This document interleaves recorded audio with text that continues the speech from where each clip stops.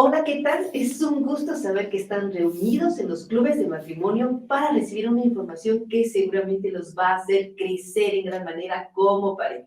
Y bueno, les saluda la hermana psicóloga Patti Lapuente y hoy vamos a tener un tema que creo que va a ayudar muchísimo para que las cosas sigan funcionando en la relación. Y el tema que hoy vamos a ver es amar con límites. ¿Qué quiere decir amar con límites? Vamos a tener algunos tópicos que sin duda ustedes van a poder saber cómo puedo yo amar a mi pareja con los límites adecuados. ¿Saben? Cuando nosotros nos casamos, a veces pensamos, bueno, como yo ya me casé, seguramente que mi esposa, mi esposo, pues me va a tolerar todo, ¿no? Porque ella me ama o porque él me ama.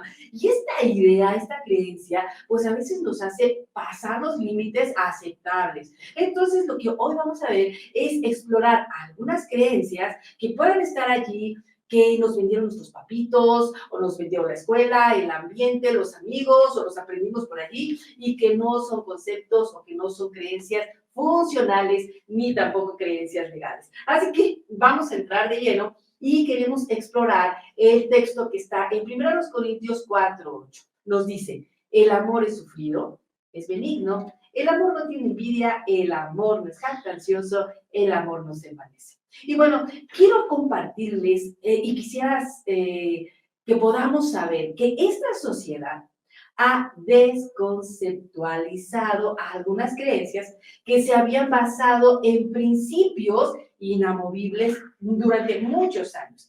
¿Qué es la desconceptualización? Bueno, es quitar el concepto real que se manejó por mucho tiempo e instalar una nueva idea. Vamos a poner un ejemplo que antes, ¿verdad? Se le decía aborto cuando alguna mujer decidía parar con la vida de su hijo. Ahora, el nuevo concepto es gestación interrumpida. Y bueno, si nosotros vamos, hay mucha diferencia, porque gestación interrumpida pareciera que es como no algo tan fuerte, tan pecaminoso, tan difícil, como si nada más interrumpiera yo este programa y les dijera, voy a interrumpir, voy, me voy, y entonces regreso. Pero no es así en cuanto a lo que es la vida. Ese es un ejemplo. O por ejemplo, que ahora son amigos con derechos, ¿no? A los novios, cuando antes había límites bien definidos para una relación, en donde no podías tocarle la mano si no era tu novia, no podías hablarle al oído si no era tu novia, no podías decir algunas palabras agradables si no era tu novia. Entonces, ¿qué es lo que ahora hacen? Ya no es novia, le dicen palabras agradables, entonces pasan los límites y ahora ya no es la relación de novios, ahora son amigos con derechos. Eso es desconceptualizar, es decir, quitarle el verdadero poder a una palabra y sustituirla por otra. ¿Y por qué hablamos que esto es importante o cómo nos va a ayudar en las relaciones interpersonales? Bueno, es que muchas veces una idea o una creencia que no está basada en un principio, que no es funcional, que no es legal, puede llevarnos a aceptar situaciones innecesarias y también puede llevarnos a hacer cosas que son incorrectas. Por ejemplo, esta idea de el amor es sufrir. Varias veces me he encontrado con parejas que sufren maltrato y entonces ellas evocan a ese texto y dicen, psicóloga, pero es que el amor es sufrido. Lo dice la palabra de Dios y eso es verdad. La palabra de Dios trata de unificar un criterio que nos dé una convicción segura, pero también una convicción funcional y una convicción legal. Y entonces, ya lo declararía el apóstol Pedro en el capítulo 1, verso 19, tenemos también la palabra profética más segura, a la que haces bien estar atentos como una antorcha en lugar seguro. Pero no olvidemos que nuestra creencia no debe estar solamente basada en un texto aislado. Ah, oh sí, el amor es sufrido, seguramente entonces quiere decir que yo tengo que sufrir golpes, ofensas, porque eso dice la escritura. No, no, la escritura es un criterio que va a llevarnos a una suma, como dice ella misma allí en Salmo 119, 160, la suma de tu palabra Es verdad. Entonces, no puede decir la palabra, por ejemplo, en Salmos 11:5, que Dios le desagrada la violencia y en otro lugar decir el amor es sufrido, tienes que soportar la violencia. No, no es así, porque Dios no puede contradecir su palabra. Entonces, ¿qué es lo que vamos a ver? Bueno, en esta hora en la que ustedes están reunidos, vamos a aprender cómo con base científica, ¿verdad? Basados en conducta, en psicología científica, vamos a ver cómo nosotros podemos entender qué significa el amor sufrido. Ahora, ¿por qué? ¿Por qué es importante entender esto? Bueno, es que si tenemos una relación matrimonial y no tenemos las creencias correctas, esto no va a funcionar.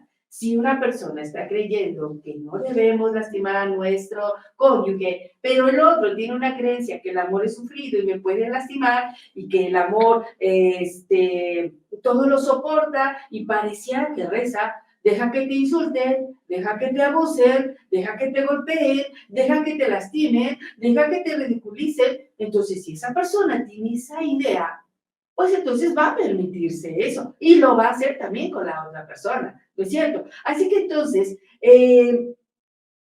a veces hacemos esto porque creemos entonces que el amor es sufrido. Vamos a hacernos una pregunta. ¿Qué significa el amor es sufrido? ¿Qué significa el amor todo lo espera? ¿Qué significa el amor todo lo soporta? En un contexto de relaciones saludables de matrimonio, esa pregunta sin duda ustedes la van a contestar al final de esta ponencia. Y bueno, empecemos por definir qué es el amor. Sí, la autora americana, ¿verdad? Helen White, en el libro Mente, Carácter y Personalidad, nos dice que el amor es un principio de acción. Ojo, el amor tiene que ver con acciones, no solo con palabras. Son muy bonitas las palabras, ¿cierto? Pero las acciones son las que realmente nos ayudan a verificar que la persona nos ama o que nosotros amamos. Porque es fácil decir que amamos, pero saben, hacer acciones de amor no es tan fácil, solo es que las hacemos cuando tenemos verdadero amor. Entonces, nos dice que también el amor gobierna los impulsos. Si yo amo, no podría yo lastimar al que amo. Si yo amo, no puedo ofender al que amo. ¿Por qué? Porque el mismo amor me lleva a gobernar los impulsos, domina las pasiones. ¿Cómo es posible que puedo decir que amo a alguien y estoy poniendo mis afectos en alguien más? Bueno, si te amo, esas pasiones están dominadas por el amor que le tengo a la otra persona. Y también subyuga la enemistad y ennoblece los afectos. El amor te hace mejor persona, no peor. El amor te ennoblece el carácter. Así que entonces, estamos en el entendido que el amor está ligado a acciones que nos ayudan a modificar el carácter y no a deformar el carácter. Acciones que nos demuestran interés, ¿verdad? Cuidado y protección por lo que ama y llega a desarrollar un carácter así elevado hacia los otros. También el amor a los seres humanos gobierna los impulsos. Entonces, el amor domina las pasiones. ¿Y qué tipo de pasiones? Bueno, las pasiones, hay pasiones positivas, ¿sí? ¿No es cierto? Que nos llevan a cumplir un deseo. Por ejemplo, yo tengo pasión por escribir un libro, yo tengo pasión por terminar la universidad, yo tengo pasión por algún deporte. Esa pasión es buena porque la pasión nos genera un impulso y nos ayuda a avanzar hacia un objetivo. Pero cuando dice que gobiernan las pasiones, bueno, las pasiones aquellas que son carnales, aquellas que son destructivas. Por ejemplo, los celos, el amor nos lleva a subyugar los celos, a subyugar la envidia, a subyugar la ira y a subyugar la intolerancia. Esas son las pasiones negativas que nos llevan a subyugar el amor. Así que el amor nos ayuda también a subyugar aquellas cosas que no nos permiten hacer bien a quienes amamos. Muy bien. O que nos lleven a dañar o afectar, ¿verdad? La amistad con la otra persona. También el amor está interesado en mantener la paz, ¿saben? Citaré un libro de Daniel Goleman, Inteligencia Emocional, en la página 78, que nos dice así. El autodominio es ser capaces de soportar las tormentas emocionales, en lugar de ser esclavos de la pasión. Es decir, que se elogia la virtud. De hecho, él mismo dice que los romanos y la iglesia primitiva cristiana lo llamaron temperancia, o temperancia como nosotros lo conocemos. Eso es dominar el exceso emocional. Muchas veces nosotros en el matrimonio no sabemos cómo hacerlo, pero quien ama viene a ser temperante, a dominar el exceso emocional. Esos enojos, esos arrebatos, esa neurosis, a veces la esposa grita y grita a los niños y grita al perro y grita al esposito. Bueno, quien ama, entonces domina su temperancia. Y bueno, recordemos también que dice que el amor es un conjunto de reacciones de todo el organismo que genera un estado general de calma y satisfacción y facilita la cooperación. Ahora entonces, la segunda parte de nuestro estudio de hoy tiene una pregunta que vamos a explorar. ¿Por qué si dice amarme, me lastima? ¿Con palabras? ¿Con acciones? ¿Con indiferencia? ¿Con críticas reiteradas y hasta con golpes? ¿Por qué? ¿Por qué tengo acciones desagradables hacia mi cónyuge? ¿Por qué yo creo que lo amo, pero le recrimino? ¿Le mando palabras en doble ánimo? ¿Por qué? ¿Qué relación existe entre el amor y la violencia? Tal vez inadvertidamente estamos cayendo en creer que los celos, ¿verdad?, son amor, o que los gritos tienen que ver con preocupación. Sea de cualquier manera, es necesario tener una comprensión clara de lo que es el amor y su expresión. Ahora, muchas personas que viven en pareja pasan eventos por maltrato, sosteniendo pensamientos así como, bueno, seguramente que si me cela es porque me ama. O a veces dicen, no, nada más me pegó poquito. O nada más me insultó. Sí, sí, ella me ama, pero está confundida. Por eso está saliendo con alguien más. O viene cansado del trabajo, por eso le grita a los niños, pero él no es una persona que esté mal. A veces estas creencias, estas ideas, nos hacen confundir el amor, que es permitirse ser tratado irrespetuosamente. Saben, en los países latinos tenemos un grave problema, no solo con las mujeres, también con los varones, es que se permiten ser tratados irrespetuosamente. Y ojo, voy a decirles algo que es importante. Cuando los padres les ponen apodos a los niños, el coco, el feo, no sé, otros apodos, ya están quitando su individualidad, dañando su dignidad. Así que cuando viene una pareja que me dice la fiera, la loca, pues como que ya es algo normal.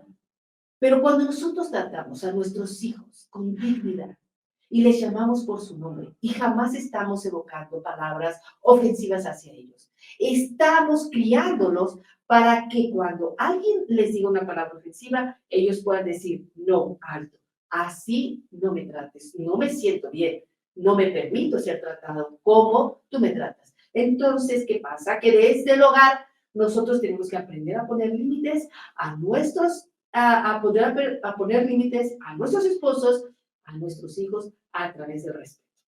¿Y por qué dije límites? Porque vamos a hablar de los límites. ¿Qué son los límites? Es que cuando hablamos de los límites, recuerdo una señora que le dije, usted ya puso límites. Oh, sí, sí, ya le dije que se fuera de casa. No, no, no. A veces no tenemos una comprensión de qué son los límites. Y el tema de hoy es amar con límites. Así que entonces vamos a ver qué son los límites, ¿no? Como que pareciera que los conocemos, pero en realidad creo que nos falta crecer en esta área. El psicólogo Henry Cloud y John Townsend, en su libro Límites en el matrimonio, hacen un estudio extenso de los límites en las relaciones de pareja. Y nos vamos a apoyar en este trabajo que ya está documentado para que nosotros podamos comprender qué son los límites en el amor. Para entender este concepto, pues primero tenemos que definir qué es un límite, ¿no es cierto? Y bueno, mire, un límite es una línea real o imaginaria que separa puede separar, no sé, una casa, puede separar, una barda puede separar dos campos, dos terrenos. Entonces, eso es lo que en el aspecto físico es un límite. Puede ser un punto, una línea que señala el fin o el término de una cosa. Y también puede ser una línea de separación entre dos entidades. Cuando nosotros vemos en el mundo visible, ¿verdad? En el mundo material, pues podemos ver una valla, una barda, una reja, una puerta, bueno, hasta un río que delimita dos pueblos y en la época medieval hasta límites ponían a los cocodrilos, ¿verdad? Para que no entraran a los límites del castillo. Y esos son los límites realmente. Y no es difícil nosotros entenderlos en el mundo material. Sin embargo, en el mundo mental es un poco más complicado definir dónde termina mi dominio, dónde empieza el dominio del otro y hasta dónde yo correspondo y hasta dónde no correspondo. Por eso es que nosotros necesitamos comprender qué son los límites. Bueno, vamos a ver 4 beneficios de los límites. Y el primer beneficio, matrimonio, esposa, esposo, es que los límites nos protegen. Es decir, la tarea de los límites es proteger lo privado de lo público. En su casa, sin duda, hay una puerta que marca un límite de lo que es la calle y un límite de lo que está adentro. Además, miren, en su casa las paredes protegen sus bienes, su computadora, su sala, el televisor, su cocina.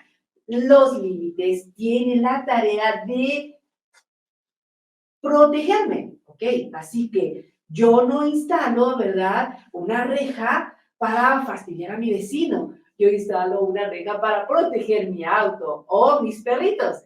Entonces, sabemos que la función de un muro es protegernos. ¿De qué? De los ladrones, de los intrusos, ¿verdad? Hasta del viento, del clima, ¿no es cierto? Protejo lo que es valioso. Muy bien, bueno, entonces establecer límites a nivel mental también nos da la tarea de proteger lo que es valioso, mi identidad, mi dignidad.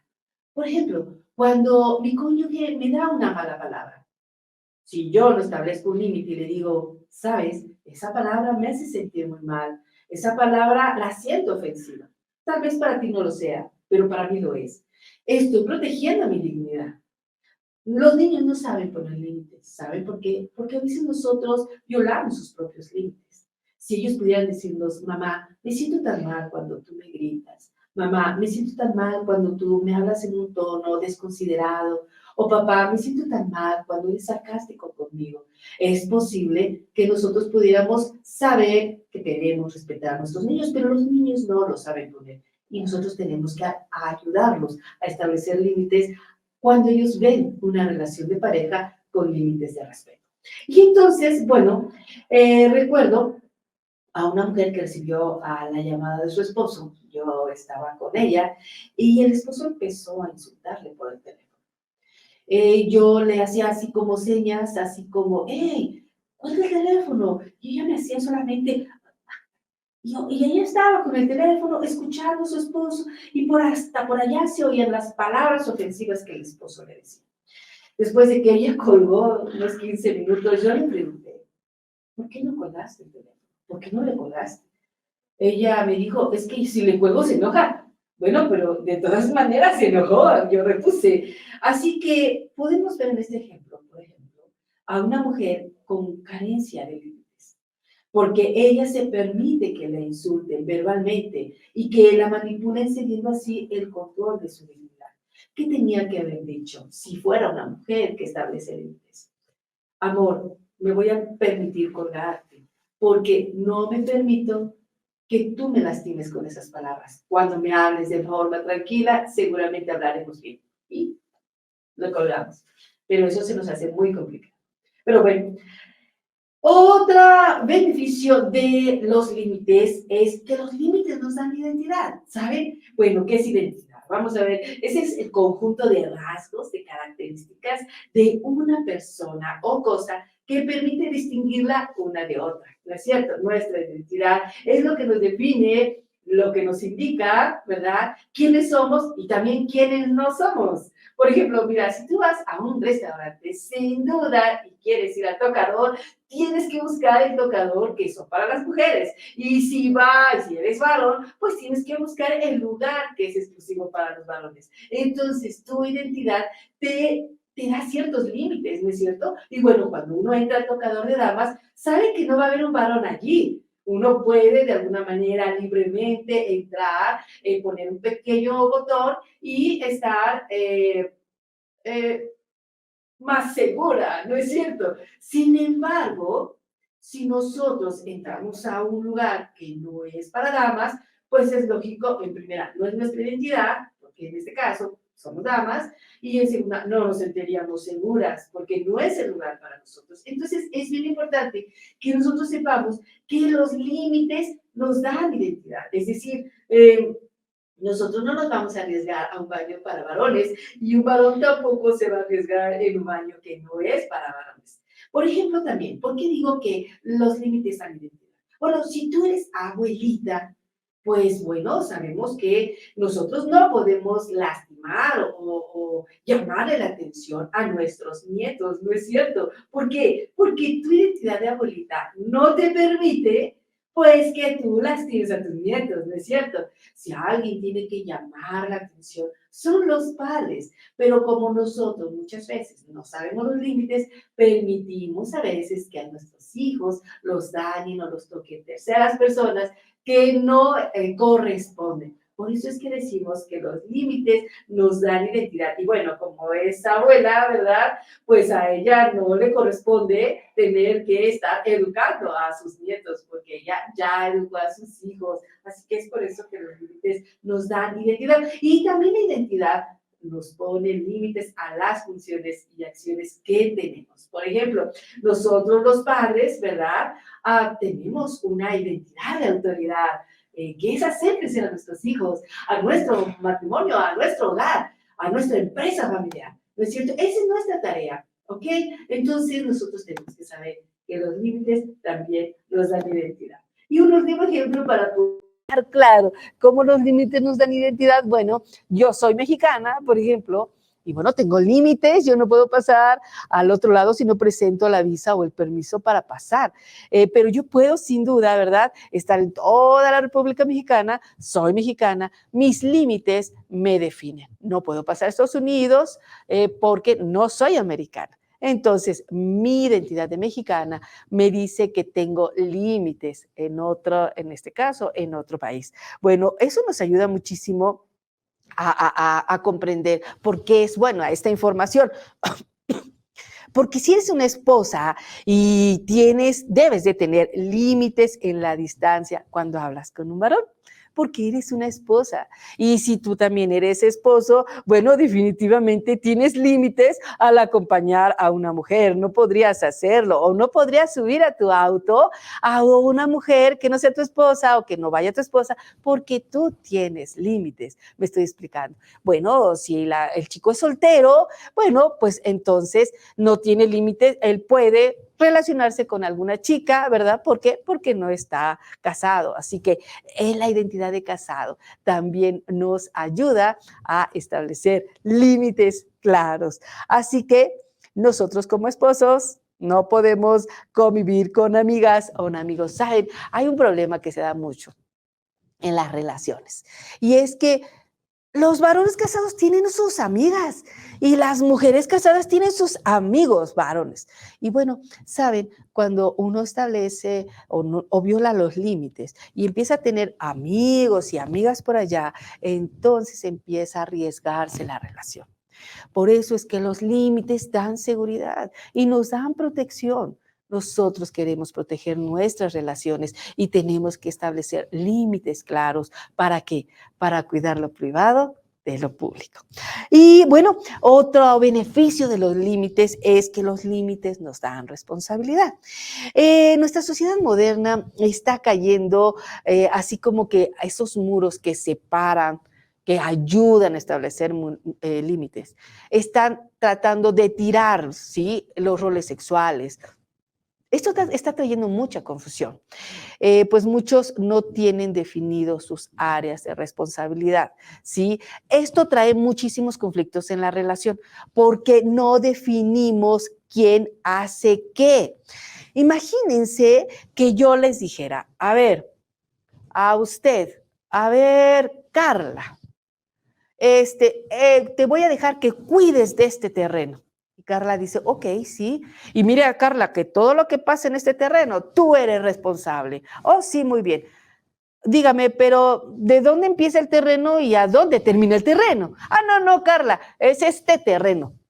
Ella no va a saber entonces, bueno, ¿y qué cuido? ¿Qué área tengo que cuidar? Porque no tengo definido a dónde empiezo y a dónde termino. Por eso es que es importante que nosotros sepamos qué es lo que vamos a hacer, dónde empezamos y dónde terminamos. Es decir, que cada uno tenga su rol para que así no sea confuso y saber qué es lo que tienes que cuidar y qué es lo que tienes que desestimar, qué área desestimaría. Necesitamos reconocer entonces de qué área soy responsable, de qué área no soy responsable. Y así puede establecer a los límites. Imaginen que su hija adolescente resulta embarazada, ¿verdad? Y ella no tendría el apoyo del joven o de su pareja. ¿Qué es lo que inmediatamente a veces hacen los padres? Bueno, en su mayoría, pues los padres se hacen responsables de los nietos y así dejan sin ninguna responsabilidad a los hijos. Esto no es amor, porque el amor edifica y permitir que sus hijos no se hagan responsables de sus pequeños, pues no es ayudarlos. Nosotros debemos saber, a ver, yo ya terminé mi responsabilidad, ¿verdad? Ahora esa es tu responsabilidad. Pero a veces muchos jóvenes no saben cuál es su responsabilidad en casa. Es más, a veces los padres tampoco lo saben. Por ejemplo, pongamos un ejemplo muy sencillo. Supongamos que Dios no lo quiera, alguien entró a casa en la noche y sustrajo algunos objetos, se robó algunas cosas de la casa. ¿Qué es lo que empiezan a hacer? Pero es que tú no cerraste, pero es que como ayer cerraste tú, pero es que a mí no me toca. Pues yo pensé que tú lo ibas a hacer porque tú venías cerrando la última vez. Entonces nadie tiene definido quién cierra. Tenemos que establecer, a ver, ¿qué te toca a ti? A ti te toca cerrar las ventanas siempre que salgamos. ¿Y qué te toca a ti? A ti te toca cerrar la puerta todas las noches, verificar que esté cerrado. Así yo desestimo que eso me toque porque a mí no me corresponde ese error. ¿Qué te toca a ti? Ayudar a hacer a los niños a la tarea. Ok, y a ti, bueno, a ti te toca lavar los trastes. ¿Y al niño qué le toca? Bueno, al niño le toca darle de comer al perro o a la niña regar las plantas. Y así entonces tendríamos mucho mejor definido qué nos toca qué y qué nos corresponde. Y no estaríamos haciendo todo. A veces hay personas que les toca muchísimo. Y hay niños, adolescentes y jóvenes que no les toca nada en el hogar. Y eso no desarrolla laboriosidad. Por eso es que los límites nos ayudan a establecer responsabilidades. ¿Quién es el papá? ¿Quién decide el gasto del hogar? ¿O quiénes? Papá y mamá. ¿Quiénes deciden qué programas ver? A veces hay hogares que los niños deciden qué programa ver, no los papás, porque no hemos establecido límites. Los límites son tan buenos que hasta un horario puede ser límites y nos ayuda. Y cuarto beneficio, los límites nos dan libertad. A veces piensan los jóvenes y las personas y aún los adultos que los límites nos limitan. Ajá. Oh, no me permites pasar más allá. Sin embargo, ¿verdad? Los límites no solo nos indican dónde termina nuestra libertad, sino también nos indican dónde empieza la libertad del otro. Una institución bancaria, cuando hace un préstamo, te indica cuál es tu límite que puedes gastar. Hey, tú no puedes gastar más que 2,000 pesos, ¿no es cierto? Entonces se sobreentiende que tú tienes cierta cantidad que eres libre de usar. No puedes usar más, tiene un límite. ¿Por qué? Porque está midiendo tu historial crediticio. Está viendo qué tan responsable eres con esos 2,000 pesos. Y si ve la banca que eres responsable en pagar esos 2,000 pesos, seguramente que te daba 5,000. Por ejemplo, si unos padres, el adolescente le está pidiendo permiso para ir a la fiesta y el padre le dice, está bien, vas a poder ir. Y tu límite es 10 de la noche. Pero el joven traspasa el límite, él no es confiable, hay que ayudarlo. Pero si el joven llega 10:05 en punto, eso quiere decir que se está gobernando solo y que respeta los límites. Entonces le podremos dar un poquito más de tiempo más adelante. ¿Por qué? Porque los límites ayudan a definir qué tan confiables somos, ¿ok? Y los límites dan libertad y entonces nos ayudan muchísimo a que nosotros podamos saber hasta dónde nosotros podemos y hasta dónde no podemos. Por ejemplo, vamos a suponer que le compramos una bicicleta a nuestro hijo y entonces no le decimos dónde la puede usar, ni en qué horario la puede usar, ni hasta dónde puede ir con su bicicleta. Vamos a tener de verdad mucho desastre y muchos problemas. Pero si nosotros le decimos, mira hijo, la bicicleta no la puedes llevar al colegio, la bicicleta no la puedes llevar a casa del abuelo y la bicicleta solo la puedes usar de 5 de la tarde a 6:30 y después de hacer la tarea. Y solo puedes ir, como tienes 10 años, desde la casa del tío John hasta la escuela. Fuera de ese límite, tú no puedes andar. El niño sabe dónde tiene libertad. Sabe que tiene libertad en casa, sabe que tiene libertad de 5 o de 6 o 1 hora y media, sabe que tiene libertad desde un punto hasta otro punto y entonces eso le va a ayudar a saber sus límites, dónde puede obrar. Y eso ayuda muchísimo al matrimonio. Desgraciadamente, muchos matrimonios ignoran que existen los límites en el hogar y pues entonces caen en el abuso y en traspasar límites. Imagínate a tu esposa que gasta demasiado y que no hay dinero que alcance. Si no le pones un límite a eso, va a haber un problema grave en las finanzas y no va a haber dinero, ¿verdad?, que satisfaga. ¿Acaso un límite no le ayudaría a que no se exceda en las compras? O imagínate a tu esposo pasando horas en la casa de sus padres. ¿Acaso un límite de tiempo no lo ayudaría a pasar más tiempo contigo o con los niños? Bueno, entonces necesitamos comprender que hay mucho beneficio en instalar límites. ¿Puedo establecer límites sanos en mi relación de pareja? Por supuesto. Y también es importante dejar definidos qué se quiere en la relación para que así podamos crecer. Ahora, ¿será que mi miedo a poner límites contribuya en una relación violenta? Sí, muchas personas se resignan a vivir relaciones abusivas porque creen esta idea que el amor tiene que soportar todo, pero sin embargo no es necesario creer esto y vivir en una vida de violencia, sino que poner límites contribuiría en gran medida a que mejore la relación. Miremos el siguiente escenario. Felipe, un esposo responsable y fiel, llegaba regularmente con mal humor después del trabajo. Y lo primero que hacía era empezar a regañar a su hijo Carlos, adolescente de 12 años. Las palabras ofensivas eran cada vez más frecuentes, así como los empujones de Felipe hacia Carlos. Clara, la mamá, se mantenía al margen por no discutir con su esposo ni tener un momento ríspido y solo oraba en su corazón para que Felipe no llegara enojado. Transcurrieron 5 años. La relación de Felipe y su hijo era distante, ríspida. Un día, en una discusión, Carlos golpeó a su padre, Felipe, y en su enojo se fue de casa. Preguntémonos, ¿benefició a la familia que no se le pusiera un límite a la violencia de Felipe? ¿Justificar su mal humor? ¿Benefició a la familia no decir nada? ¿Qué tanto le hubiera ayudado a Felipe que Clara, su esposa, buscara ayuda legal para su maltrato continuo? ¿Cómo la pasividad de Clara contribuyó al abuso de Felipe hacia Carlos? Cuando nosotros no ponemos límites a una conducta equivocada, esa conducta se refuerza. Cuando no ponemos límites a una adolescente que nos falta el respeto, esa falta de respeto se refuerza. Cuando no ponemos un límite al hijo que azota la puerta, la azotará muchas veces. Es porque a veces no sabemos cómo establecerlos. Voy a poner un ejemplo.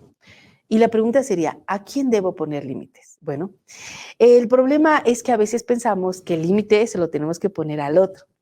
Hay quienes piensan que decir, cállate o vete de la casa es un límite. Y les diré que no es así.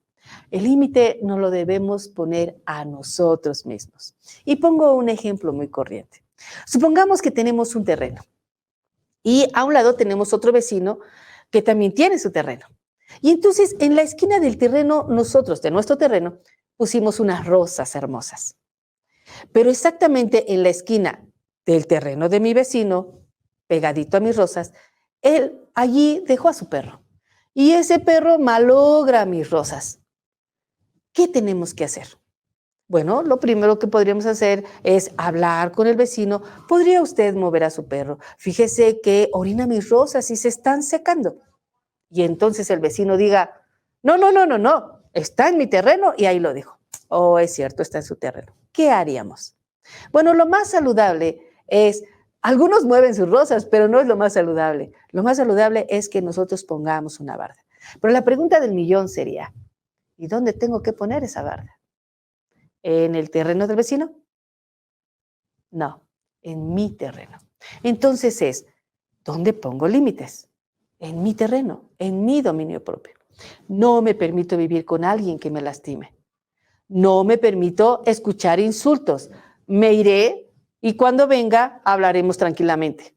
Es decir, el límite no es hacia el otro. No le puedo decir, cállate. Tengo que decir, ok, me siento muy mal que use esas palabras. Voy a darme la vuelta, me voy un rato y después regresamos. Pero a muchas personas no les gusta, ¿no es cierto? Que las otras personas pongan su límite y se vayan. Empiezan a perseguir. Bueno, es que allí hay graves problemas. Tenemos que establecer límites. Si no lo hacemos, entonces nuestro hogar seguirá sufriendo y saben que muchas veces sufre innecesariamente porque no sabemos establecer límites. Ahora pues, si no me siento bien por teléfono, porque alguien me está insultando, bueno, yo puedo decir, cuando tú me hables más tranquilo, entonces hablamos. Si alguien está ofendiéndote, bueno, y no me siento bien, puedo decir, ¿sabes qué? No me siento bien que me pongas apodos delante de la familia o que hables de mis padres delante de tus amigos o que hagas esto. Yo prefiero, o decir, si llegas a hacerlo, me voy a dar la vuelta y me voy a ir. Saben que esas pequeñas acciones ayudan mucho, contribuyen mucho para que podamos tener una relación mucho más saludable. Así como los terrenos dicen no pasar o propiedad privada, o cuidado con un perro, y aparentemente hablan, también nosotros tenemos que expresar qué es lo que quiero. Palabras como, o letreros como, no pasar, peligro, alta tensión, nos ayudan a saber que ese terreno tiene límites. Así que palabras como, no me gusta, eso me hace sentir incómodo, no quiero, me siento lastimada, no estoy de acuerdo, me duele, debes parar. Desde un punto de afecto o contacto, decirlo, eso nos ayuda a expresar qué queremos y qué no queremos. Y dejar claro, ¿verdad?, que la persona, cómo se va a relacionar con nosotros. Entonces, cuando nosotros dejamos claro, ¿verdad?, entonces ya no pasamos por alto la conducta inadecuada. Y bueno, las personas que aman no traspasan los límites de su cónyuge. Es decir, respetarán el no de su pareja. Y recuerden que así como Jesús nos dijo que tu no sea no y que tu sí sea sí, Él nos da oportunidad de poder decir no. Aquellos que solo aman tu sí, que no respetan tu no, no te aman. Hay personas que solo aman nuestro sí. Si voy, si te lo hago, si te ayudo, si estoy contigo, si me levanto. Y cuando tú dices que no, ellos se enojan. Cuidado, quien te ama, amará también tu no. Esta vez no puedo, esta vez no estoy en condiciones, hoy me siento cansado, hoy no podré apoyarte. Esas personas que saben establecer límites también entonces respetarán los límites de los otros. Entonces, en conclusión, amar a mi cónyuge no es permitirle que me lastime, me force, me hiera, es ayudarlo a comprender que yo soy una persona tan valiosa como esa persona.